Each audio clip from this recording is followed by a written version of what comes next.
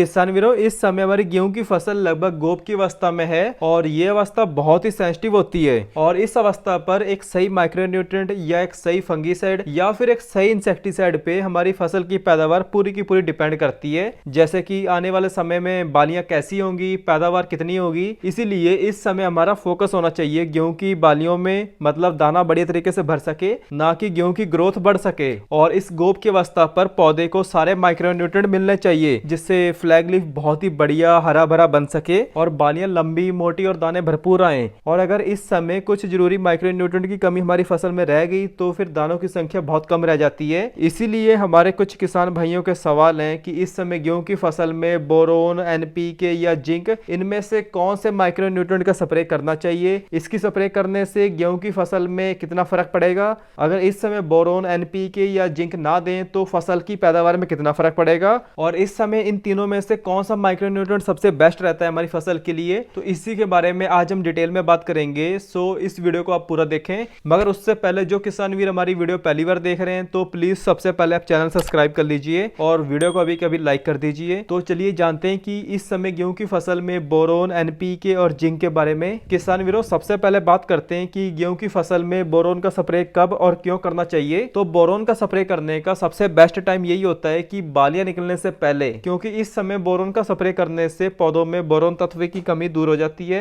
मतलब कि इस समय बोरोन ये दाना भरने में, दाने में चमक, दाने मोटे और दानों को एक समान बना के किसानों की पैदावार में बहुत ज्यादा मदद करता है। जैसे कि बोरोन ये परपरागण मतलब पॉलिनेशन में भी सबसे ज्यादा मदद करता है और जिन खेतों में पॉलिनेशन बहुत ही बढ़िया होता है तो उन खेतों में दाना बहुत ही बढ़िया तरीके से भर के आता है। मतलब कि आप ये कह सकते हो कि फ्रूट सेटिंग में बोरोन बहुत ही बढ़िया काम करता है। और अगर पॉलिनेशन सही तरीके से नहीं होगा तो आपने देखा होगा कि ऊपर और नीचे की तरफ जो दाने खाली रह जाते हैं, जिससे हमारे किसान भाइयों को अच्छी पैदावार नहीं मिल पाती है। और इसलिए किसान भाइयों से कहते हैं कि इस समय गेहूं की फसल में बोरोन का स्प्रे करना बहुत ही जरूरी होता है। और फसलों में बोरोन का स्प्रे फ्लावरिंग स्टेज से पहले करना चाहिए क्योंकि ये फ्लावर ड्रॉप होने की दिक्कत को भी रोकता है। और बोरोन की डोज लेनी है हमें 80 से 100 ग्राम प्रति एकड़ या फिर 125 से 150 लीटर पानी के हिसाब से आप इसकी ये डोज ले सकते हो। और इसके अलावा बालियां निकलने से पहले बोरोन के साथ सबसे बढ़िया कॉम्बिनेशन रहता है एनपीके का। और इस समय हमें कौन सा एनपीके लेना चाहिए, तो इस समय गोब की अवस्था में सबसे बेस्ट कॉम्बिनेशन रहता है 05234 का, क्योंकि इसमें हमें 52% फास्फोरस मिल जाता है और 34% पोटाश मिल जाता है। क्योंकि इस समय जो फास्फोरस होता है ये पौधों में सेल डिवीजन का काम करता है,